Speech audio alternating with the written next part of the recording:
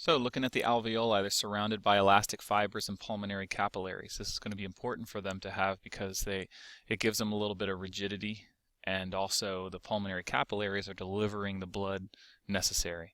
Equalizes air pressure throughout the lungs too, which is really important.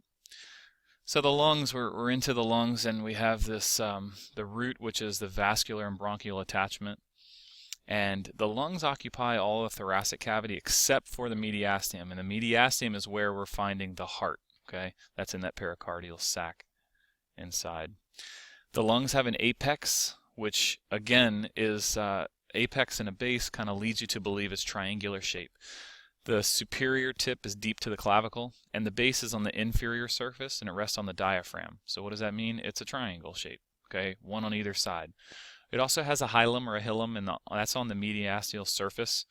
And this is where the blood vessels are going to enter the bronchial lymphatic vessels and nerves and whatnot. On the left side, it's a little bit smaller, and that's because we have that cardiac notch, which is the concavity for the heart, and it's separated by superior and inferior lobes. The right lung has superior, middle, and inferior lobes. And the fissure names are not exactly important, but you can take a look at those if you'd like. And we're going to find that we have these lobules, which are the smallest subdivisions visible to the naked eye. That is within the lungs. Blood supply, pulmonary circulation has pretty low pressure, but that's because there's a high volume there. Remember, the arteries deliver blood to the lungs, and the pulmonary veins carry blood back to the heart. Bronchial arteries provide oxygenated blood to the lung tissues, and this arises from the aorta to enter the lungs at the hilum. This is all, remember, part of the systemic circulation.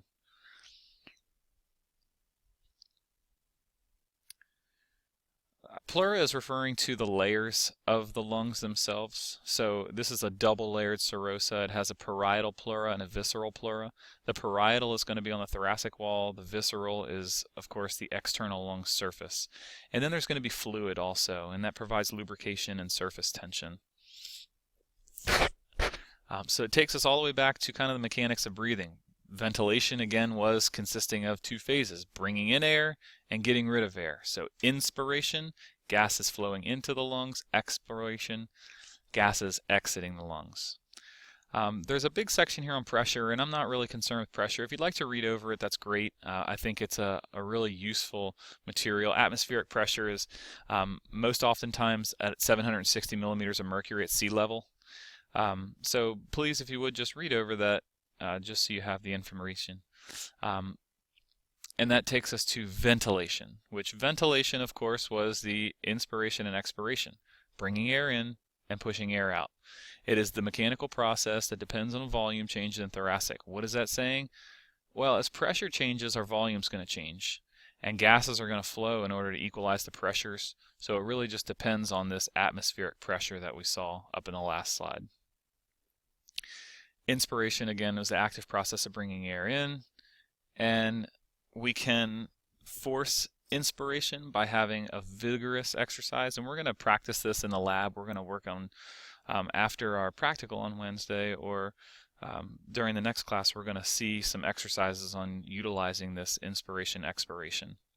Of course, expiration is a normal passive process of pushing the air out, and we can have force expiration or active process, which is really using our abdominal muscles and the intercostal muscles to push that air out. Then we have the airway resistance, surface tension, and lung compliance, which are all factors that are going to influence ventilation. Resistance is because of airway diameters. Or branching as they get smaller and smaller. Usually this is kind of insignificant and not a big deal, but I just wanted to mention it for you. Surface tension shows the liquid molecules and the gas exchange that's happening, and then compliance is showing high because of the distensibility or lung tissue or the surface tension inside. How can it be diminished or broken down? Well, if you have a lot of scar tissue, or if there's decreased flexibility in the thoracic cage, then those are things that are going to be deterrents or hindrances to the lungs. All right, so that is completion of the first part. All right, 22B notes that have been listed up here used to access, this is respiratory volume, so we're going to talk a little bit about tidal volumes, reserve volumes, and residual volumes. Also some capacities that are involved there. Now, first off, you have some anatomical dead space, which is there's no contribution to gas exchange, and that's about 150 milliliters. So it's the air that remains in the passageways when there's no pressure being pushed back and forth. There's alveolar dead space and total dead space, and of course alveolar is going to be what's inside the lungs, inside the alveola, and then the total dead space is the sum of the anatomical and alveolar dead space. That's all of it. Function test, again, we're going to play with this in lab next week, but we're going to use spirometers, which are going to measure this, and it's going to be a lot of fun. We'll get a chance to really get to see all of the ways that this material is covered. Pulmonary function test, how do we measure the rate of gas movement? We're going to use forced vital capacity, and that is gas that is forcibly expelled after taking a deep breath. So we'll take in a deep breath and push it out as fast as we can. Expiratory reserve volume, or expiratory volume, is the amount of gas expelled under specific times. Minute ventilation, total amount of gas flow in or out of respiratory tract in 1 minute. Normal, we're going to move about 6 liters per minute. Okay, so again, we're gonna play with this in lab, and we'll get a chance to see how each person differentiates between the size of people and how many breaths you're taking, how much gas you're moving in and out of your lungs. We'll look at alveolar ventilation and the formulas there as to how we're going to figure it all out. Non-respiratory air movements modify the respiratory rhythm, and these are things that could be reflexes, or they could be forceful exertions. That some are voluntary, some are involuntary. You think about, like a cough, we push out a lot of air. Sneezing, extremely strong push of air. Crying, we oftentimes will suck air and push out air. Laughing, kind of the same thing. We'll breathe air in really fast and then push it out really fast also. And hiccups, yawns, all of those things have to do with these respiratory systems because they're dealing with our mouth, nose, etc. Gas exchange, that's just showing you again internal and external, where the gases are happening. Partial pressure is moving in and out of the body. Basic properties of gases, we'll look at Henry's law, which gas mixtures in contact with liquid. What happens with gas when it dissolves in proportion its partial state? Solubility. CO2 is 20 times more soluble in water than oxygen. So how much of that gas dissolves depends on the amount of CO2, the amount of oxygen, and the amount of water that's involved. Also temperature. As temperature rises, solubility decreases. Alveoli contain more CO2 and water vapor than atmospheric pressure, so the gas exchange in the lungs will be reacted to that. That's why it's able to humidify the air that comes in. External respiration, of course, is the exchange of oxygen and carbon dioxide at the lungs, right? It's in the alveoli of the lungs. Again, surface area. Internal respiration is happening within the capillaries and gas exchange. Oxygen transport.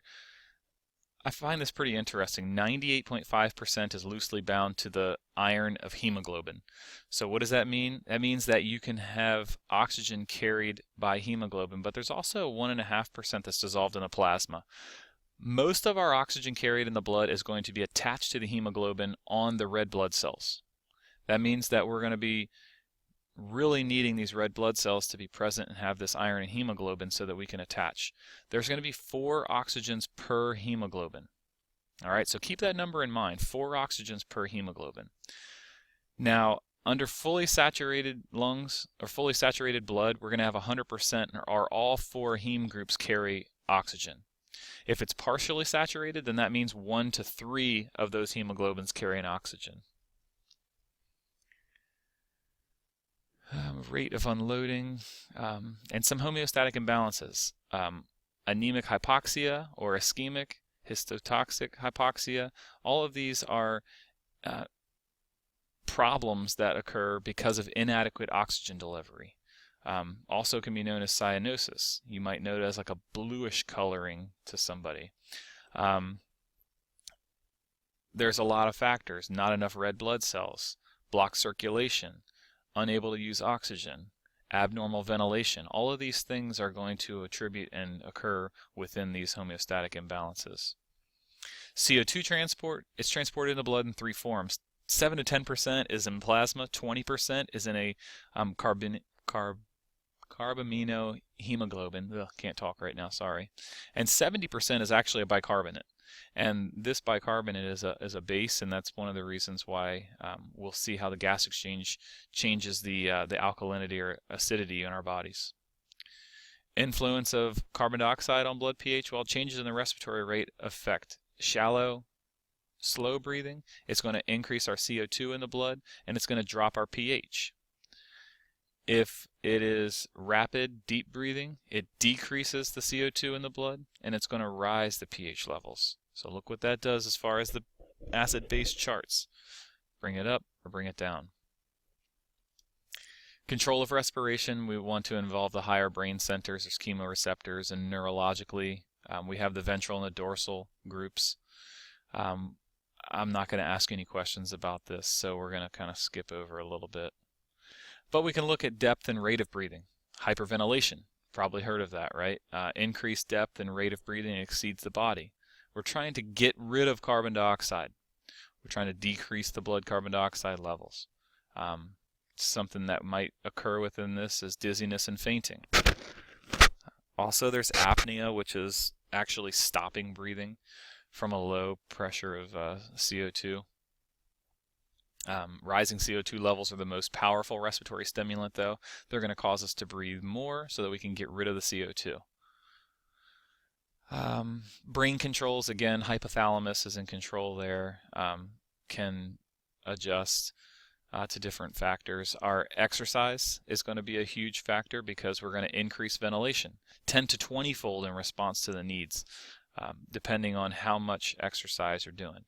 Another thing is high altitudes. Quick travel to altitudes over 8,000 feet. You know, if you're going to head to Mexico City or even to someplace like Colorado Springs, you could have headaches, shortness of breath, nausea, dizziness, lots of different problems. Acclimatization is trying to acclimatize or get used to the areas. We see this. That's one of the main reasons why our U.S. national teams practice in Colorado Springs, is because they get used to performing in high altitudes, and then it's not that difficult for them to when they have to go play in different countries that have higher altitudes. The red blood cell numbers are going to increase. We decline in the blood oxygen stimulants, so it actually accelerates the production of EPO, which is erythropoietin, increasing the red blood cells. All right. Some problems, something like COPD. If you have not done any research on it, please just do a quick Google search on COPD and see what it comes up with. You'd be intrigued to find a lot of this stuff, especially something like history of smoking. 80% of people that smoke are going to develop COPD. Emphysema, hyperinflation, flattened diaphragm, accessory muscles necessary for breathing are exhausted, they don't work correctly. Chronic bronchitis, inheritance, obstructed airways. COPD symptoms and treatments, again, look at them. Asthma is a chronic reversible COPD that we can use puffers or all kinds of different stuff. Another homeostatic imbalance, tuberculosis. We get vaccinations for tuberculosis now. Lung cancer, squamous cell, small cell, or adenocarcinoma. 90% of all cases result of smoking. Again, please keep that in mind as people keep smoking. Lung cancer is a nasty, nasty disease. Cystic fibrosis is in there also. Very common disease. Treatments, research into stem cells and stuff are there. So please read over chapter 22. Look at this information. If you need some additional help, send me a message. I will see you guys on Wednesday. Have a great night.